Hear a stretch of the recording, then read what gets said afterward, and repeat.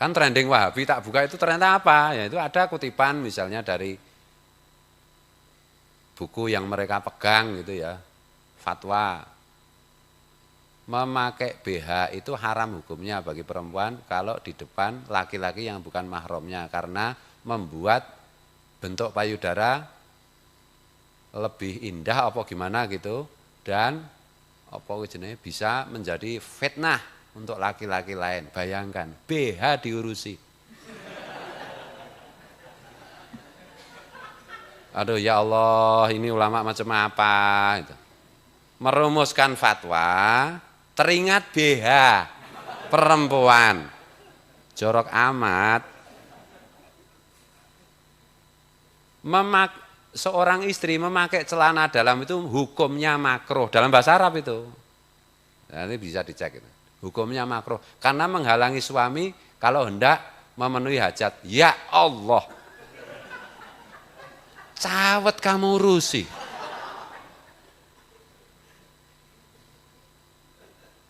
Gila enggak itu? Itu yang kemarin saya maksud itu agama ini Rasulullah itu enggak terlalu ngatur-ngatur amat lah soal bagaimana beribadah. Fikih itu kan cara beribadah atau tata cara beribadah. Yang diatur Rasulullah itu sedikit banget. Kok kenapa ditambah-tambahi sampai celana dalam dan BH? Waduh, ini mesti penggemar ini, bokep ini. Gimana sih? Jangan gitulah. Nanti kalau membantah itu, oh nggak bisa, ini makruh hukumnya, ini haram pakai BH. Gila itu. Ya Allah. Masalahnya ulama yang bikin fatwa kayak gitu itu laki-laki gitu loh masalahnya itu. Laki-laki ketika bikin fatwa kok yo kelingan BH. Masya Allah. Makanya Imam Al-Ghazali itu kan mengingatkan tadi Ihya Ulumuddin. Fikih itu kalau dijerok-jerok ya, dijerok-jerok apa ya? Di dalam-dalamkan apa ya? Dirumit-rumitkan itu menyesatkan dan koruptif. Fikih itu secara umum kan memakai 4 mazhab atau wakilah 5 mazhab. Itu pun kan boleh berbeda. Dan Imam Syafi'i, Imam Maliki, macam-macam itu kan tidak memaksa orang untuk mengikuti. Kalau menurut aku begini, kalau kalian cocok pakai, kalau enggak pakai yang lain kan gitu. Itu pun tidak serumit ini ya, ini loh di kelas di apa itu jenis level grassroots itu loh, pengikut dari pengikut Imam Syafi'i, pengikut dari Imam Hanafi itu loh yang suka ngaco itu. Itu loh, fikihnya itu suka ngaco itu loh. Fikih itu kan tata cara beribadah. Itu. Makanya Allah itu menciptakan wali majdub. Untuk dalam hikmahnya itu salah satunya adalah untuk mengingatkan kita. Wali majdub itu kan wali yang aneh, yang seperti orang gila, yang seperti tidak melaksanakan syariat sama sekali kan itu. Untuk mengingatkan kita bahwa fikih itu adalah tata cara, adalah wasilah, bukan makosid, bukan tujuan. Nah, jangan mudah-mudah kita itu menyatakan orang itu sesat. Begini enggak ada dalilnya, enggak ada ini. Loh, sekarang misalnya doa harus ada dalilnya, harus ada contohnya Rasulullah. Oke, ada orang berdoa, ya Allah, jadikanlah konten saya viral. Oh, mesti oleh mereka dianggap fitnah. Enggak ada dalilnya ini. Rasulullah tidak pernah ngajari doa untuk viral. Ya kan memang zaman sahabat itu enggak ada viral-viralan kan gitu tuh. Nah, itu saya itu agak sensi kalau soal kayak gitu. Jadi intinya itu nanti kan memberat-beratkan umat. Ya toh? Perempuan mau pakai BH enggak berani. Wah, Islam itu ternyata si perempuan itu nanti ternyata enggak boleh pakai BH. Modar toh? Itu kan Islam cap salafi masalahnya itu. Gitu loh, mbok mau pakai BH rangkap 7 juga enggak apa-apa. Urusannya kok kayak gitu. Nanti kalau dikritik begini juga bilangnya, Rasulullah itu mengurusi semua hal. Iya, tapi yang pokok-pokok aja. Gitu loh. Kalian lebih tahu urusan kalian kata Rasulullah kan gitu. Di dalam urusan dunia kalian BH itu kan urusan dunia itu. Iya toh? Soal bagaimana membuat nyaman badan, membuat nyaman berpakaian toh. Loh kok sampai kalian atur kayak gitu gimana? Iya benar-benar ada kayak gitu. Waduh, ini nek untung kalian tuh nggak mengikut Wahabi Salafi itu. Kalau kalian ikut tuh langsung pulang, semua BH istrinya dibakar. Haram soalnya. Ya, terjadi pembakaran BH rame-rame. Gitu. Dan yang kalau tidak sependapat dengan mereka, mereka selalu bilang itu sesat, itu bid'ah, itu khurafat, itu musyrik. Begitu. Pak-pakan itu. Nah gitu. Pak Kiai juga ngerti gak bisa-bisan Salafi Wahabi. Mereka yang mulai kok. Aku cuma membalas. Dan itu tuh membalas pun ya aku tidak sekeji mereka lah. Atau belum lah.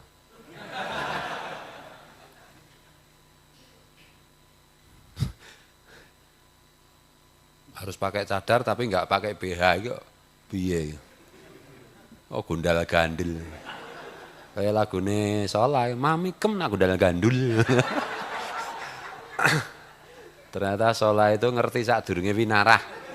Karena mungkin akan ada fatwa memakai BH itu haram itu. Solai memberi isyarat waktu kecil itu, mami kem nak gundal gandul.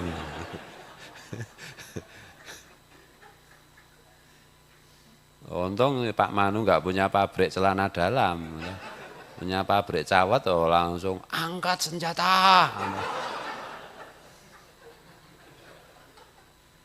Udahlah agama itu jangan disulit-sulitkan, jangan dirumit-rumitkan. Rasulullah itu kan juga pernah menyampaikan toh. Ada hal yang oleh Allah itu oleh Allah itu diterapkan sesuatu haram untuk Rasulullah tapi halal untuk umatnya. Dan itu. Sesuatu itu halal untuk umatnya tapi haram untuk Rasulullah dan keluarganya. Misalnya zakat. Rasulullah itu kan diharamkan Allah memakan zakat. Keluarganya Rasulullah, Ahlul Bait, itu juga diharamkan makan zakat. Tapi halal untuk umatnya, bahkan berkah untuk umatnya. Nah itu artinya orang itu levelnya masing-masing lah, nggak usah disamaratakan kan gitu. Surga itu bertingkat-tingkat, ada yang surga tingkat tinggi bersama Rasulullah, di bawahnya sampai surga tanpa AC. Paling rendah. Yang penting kan Rasulullah itu menghendaki semua sebanyak mungkin umat manusia masuk surga. Kita membantu Rasulullah, mengusahakan jangan nakut-nakuti umat, jangan memperumit agama ini, jangan mempersulit agama ini. Mempersulit agama ini berarti mengkondisikan umat untuk murtad. Sudah berkali-kali dalam sejarah itu. Islam itu mengajarkan benar, kemudian indah, kemudian etis apa ya? Apa ya mau penake? Indah, benar, indah, kemudian santun. Secara umum kan begitu. Ajaran Islam itu harus memenuhi itu. Enggak ngawur-ngawuran apa, enggak pakai BH iki santun. Itu loh. Nek Pak Manu pakai BH ya. Nah, gimana? Ya gitu loh. Islam itu berkelas-kelas toh. Syahadat saja itu sudah Islam. Gitu loh. Nggak usah diberat-beratin lah. Sama dengan kalau kita misalnya bisa dianalogikan, tidak sama ya. Bisa dianalogikan, bisa dikiaskan misalnya dunia tentara. Tentara kan ada yang masuk akademi militer. Akmil itu nanti jadi jenderal kan gitu. Ada yang caba, ada yang catam, kan itu toh. Ya tuntutannya kan berbeda-beda. Polisi begitu ada akpol, ada apa namanya? Bintara, ada apa kan itu. Beda-beda levelnya. Yang penting tetap tentara atau yang penting tetap polisi kan gitu. Nah kalau Rasulullah itu aturannya yang penting gimana caranya sebanyak mungkin manusia itu masuk surga. Jadi jangan dibuat sulit agama ini. Yuridullahu bikumul yusra wala yuridu bikumul ngusr. Allah itu menghendaki kalian dalam beragama itu supaya mudah melaksanakan. Dan Allah tidak pernah menghendaki dalam pelaksanaan agama bagi kalian itu yang sulit-sulit. Mempersulit kalian itu enggak. Allah saja enggak suka bikin aturan sulit untuk makhluknya lah. Apa ini di atas Allah kok sukanya itu mempersulit umatnya Rasulullah dalam beragama. Itu loh, sedikit-sedikit itu tadi. Nah, saya kalian zaman dari Pak Sigit itu. Pas karo Mbah Kiai sapa itu, ayo menghadap ke barat kepada ila hadrati waliullah yang di sebelah barat, Al-Fatihah. Terus kemudian apa kuwi jenenge gedrukan apa? Gedrukan kaki apa? Hentakkan kaki ke bumi, jeduk. Sebenarnya kan biar nggak ngantuk aja tuh itu. Wah, ini musuh salafi, sesat gitu. Kayak kita Pak Nasid itu loh misalnya apa yang gini-gini tuh apa anu nih? Pak Nasidnya pas apa? Kita bilangnya apa? La ilaha illallah ya. Lagunya apa? Allahu Allahu. Sebenarnya itu kan menggerakkan badan supaya sehat aja. Supaya enggak inilah, supaya zikirnya itu nikmat. Zikir itu kan harus nikmat. Nikmat itu artinya khusyuk. Oh, duduk terus. Lama-lama kan gering-geringan macam-macam. Maka dibuatlah sambil berdiri, sambil menggerakkan tangan. Itu supaya seger, supaya zikirnya itu enak nikmatnya. Enak nikmat itu kan artinya kan ikhlas toh. Kalau enggak bergerak sama sekali, Allah. Biasanya marah toh. Loh kok kamu malah memarahi Allah itu gimana? Tapi kalau Allahu ya toh? Oke, jangan dikira itu buatan ngawur-ngawuran, enggak. Yang ngajari kayak gitu itu dikasih tahu Rasulullah ini loh, ini murid-muridmu itu dibeginiin biar nikmat zikirnya kan gitu. Enggak ada wali kok melakukan sesuatu tanpa diperintah Rasulullah, enggak ada. Rasulullah itu wa ma yantiqu anil hawa in huwa illa wahyu yuha. Tidak ada yang diucapkan Nabi kecuali pasti wahyu. Tidak ada yang dilakukan Nabi pasti karena petunjuk Allah kan itu. Kalau Nabi itu melakukan sesuatu yang kalau dilanjutkan itu akan tidak pas, pasti Allah mengingatkan kan gitu. Pasti begitu. Nah, wali-wali kutub apalagi, wali-wali abdal apalagi, itu tidak pernah melakukan sesuatu, apalagi mengajarkan sesuatu, apalagi mengucapkan sesuatu, kecuali pasti itu diperintah Rasulullah. Itu loh urutannya itu.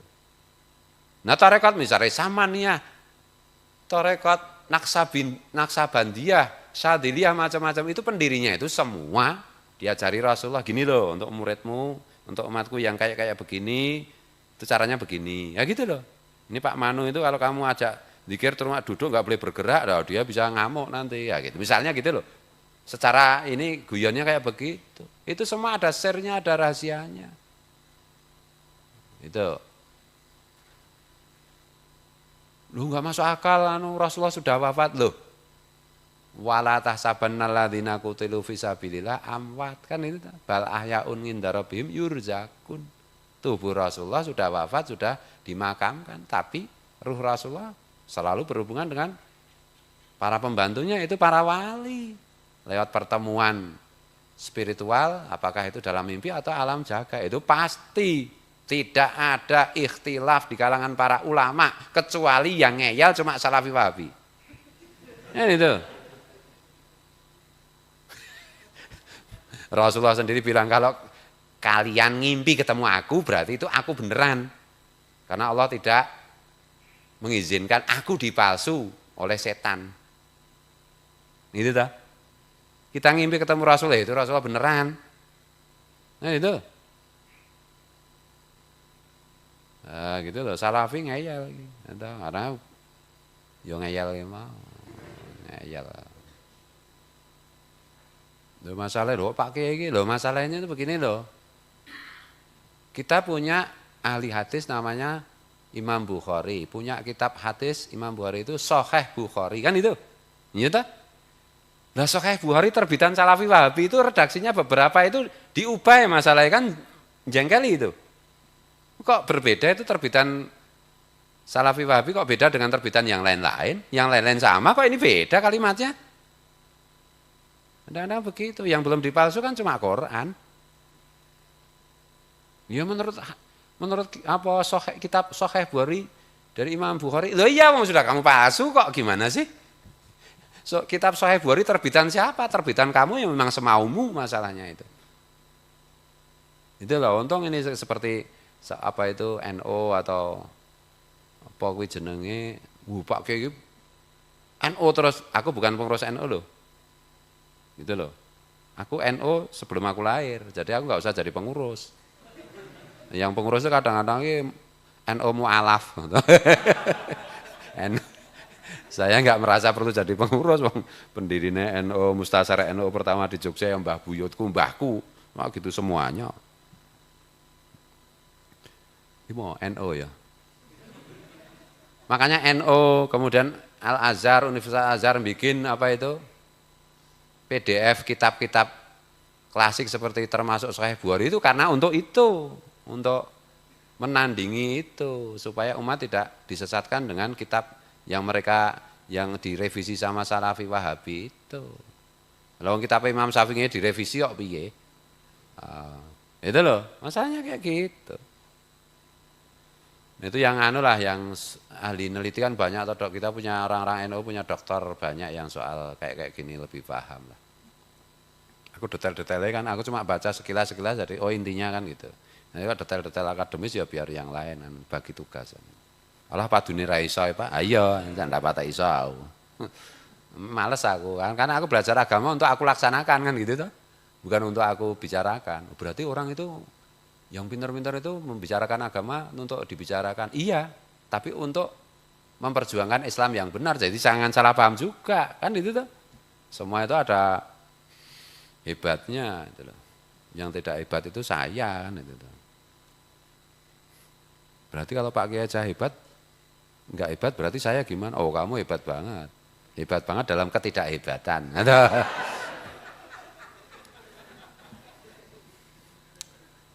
Itu ya, jadi jangan mudah-mudahan nanti ini aku khawatir sasarannya itu loh, Ahlus Sunnah wal Jamaah Tarekatun, sedikit-sedikit terus disesatkan ini kok ini kan lagi pada musim toh menyesatkannya, ada aliran sesat ini, ada aliran sesat ini, saya itu khawatir ini by design gitu loh, mau menyerang Ahlus Sunnah wal Jamaah ini kalau dilanjut-lanjut. Kita jangan ikut-ikutan lah MUI di mana-mana, mohon gitu loh. Jangan mudah terpancing untuk bikin fatwa sesat macam-macam lah. Sejak dulu lah kayak gitu itu. Kalau wong Sayyidina Ali aja dikafirkan kok gimana sih? Sayyidina Ali dikafirkan? Iya. Gimana itu? Apalagi cuma kita-kita kan itu toh. Jadi waspadalah lah kayak gitu, jangan mudah. Seandainya itu kelompok, misalnya ada sekelompok orang itu sesat, kita nggak usah ngomong sesat juga nggak apa-apa. Karena ragam cara mendekatkan diri kepada Tuhan itu macam-macam, kan itu toh. Dan yang macam-macamnya itu secara umum kan tidak keluar dari pakem kan gitu. Cara berdoa kan beda-beda. Misalnya Rasulullah ngajarkan Rabbana atina fid dunya hasanah fil akhirati hasanah wa qina adzabannar.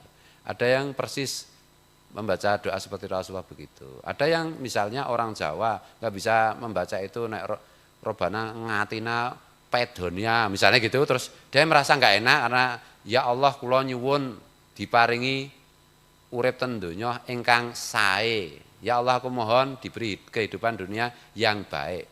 Apa salahnya sih? Kan gitu. Apa salahnya sih? Kan tidak menyangkut hal-hal yang sudah disepakati, sudah ijma. Apa gangguan, Pak? Gangguan. Apa? Malah sing ketok kowe. Udah selesai? Udah habis. Oh. Sesuai dengan amal perbuatan. Kameramennya sapa?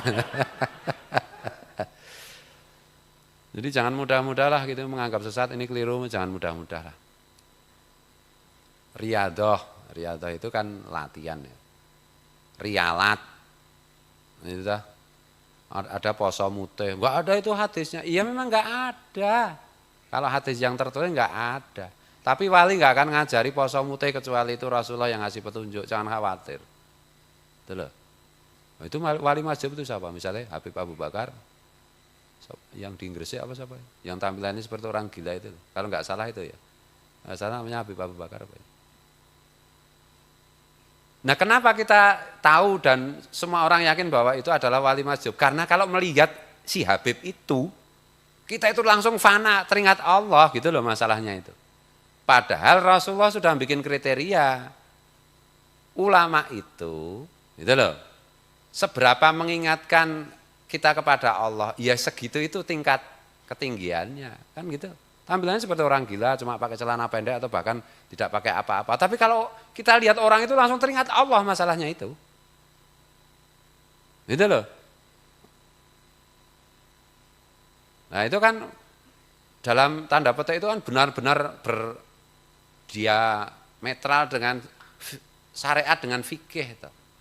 Itu sebenarnya salah satu hikmahnya itu wali mazhab itu dibikin oleh Allah itu untuk mengingatkan bahwa syariat fikih itu adalah wasilah bukan maqasid. Secara umum misalnya di Indonesia cocoknya mazhab fikihnya Imam Syafi'i secara umum kan gitu. Mungkin kalau di Afrika mazhab biasanya itu kalau di India itu Hanafi ya, di India Pakistan itu. Kemudian di daerah-daerah lain di Afrika itu mazhab Maliki misalnya. Tapi para imam itu sendiri tidak mengatakan harus begini, enggak. Itu loh. Jadi jangan anulah dengan atas nama fikih, atas nama perbedaan fikih terus menyesatkan orang, terus menganggap orang begini begitu, aduh rusak loh begitu. Kenapa saya begitu gigih menyampaikan hal ini? Karena pertahanan terakhir itu, Ahlus Sunnah wal Jamaah itu ada di Indonesia. Mayoritas Ahlus Sunnah wal Jamaah yang sekarang di seluruh belahan bumi ini yang terbanyak itu ada di Indonesia. Kalau Indonesia rusak, ya udah semua sudah rusak gitu aja. Itu loh. Ahlus Sunnah wal Jamaah yang terbanyak itu di Indonesia. Saudi udah kelimpungan ya, udah pakai Salafi Wahabi itu. Untung itu sih Muhammad bin Salman pangeran mahkotanya itu mau bikin acara apa jenis pariwisata, jadi makam-makam situs-situs zaman dulu atau jejak-jejak para sahabat dan para wali mau dibangun lagi untuk tujuan wisata sih. Tapi kan bagi kita Ahlus Sunnah wal Jamaah ini jejak sejarah yang harus kita ziarahi kan itu. Harus. Nah, itu loh. Pertahanan terakhir itu di Indonesia ini Ahlus Sunnah wal Jamaah itu, bukan di Arab, bukan.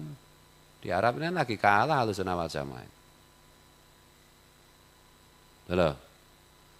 Tapi itu yang menganggap itu sesat macam-macam itu suka ceramah, suka mengajar di Masjid Madinah. Lah wong kamu aja ngajar di Madinah juga bisa kok di Masjid Madinah. Itu loh. Pak Manu bawa rombongan 50 orang. Terus masuk Masjid Madinah, terus bikin majelis taklim, majelis ilmu, Pak Manu yang ceramah, itu kan bisa. Nah itu tuh. Ya bisa, kenapa tidak? Seolah-olah kalau mengajar di Madinah itu sesuatu wow gitu. Kalau zaman dulu sebelum dikuasai Salafi Wahabi, iya memang. Yang ngajar di sana itu maksudnya ngajar orang yang memang berada di masjid semuanya. Dan sekarang itu mau bikin gerombolan 50 orang, 30 orang, ceramah sendiri ya boleh. Ya kalau orang pada umrah itu rombongan Indonesia pada bikin pengajian sendiri-sendiri di Masjid Madinah, di Masjid Mekah. Iya tak? Pak Manu ini luar biasa ini, Ustadz yang luar biasa. Karena sering ceramah di depan Ka'bah. Lah kamu tinggal di depan Ka'bah ceramah udah. Sama teman-teman dengerin selesai. Sama aja dengan itu kadang-kadang seniman misalnya. Pentas atau pameran di luar negeri. Ya, ternyata cuma di rumah temannya. Nyanyi diundang ke luar negeri, ternyata yang undang orang Indonesia yang tinggal di sana. Alah gombes. Sama aja toh. Makanya sekarang itu informasi itu ya kudu ditahqiq gitu loh. Ya Allah.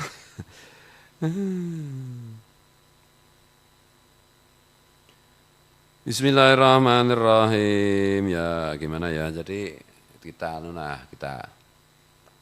Ahlus Sunnah wal Jamaah itu yang terbesar sekarang kan tinggal di Indonesia. Dan makanya ditarget untuk diobok-obok dirusak. Itu loh, dirusak. Kalau udah rusak ya udah nanti semua jadi kacau. kelompok-kelompok gerombolan seperti ISIS di mana-mana, udah dunia itu kacau balau, saling perang, saling bunuh, dan itulah sebenarnya programnya iblis.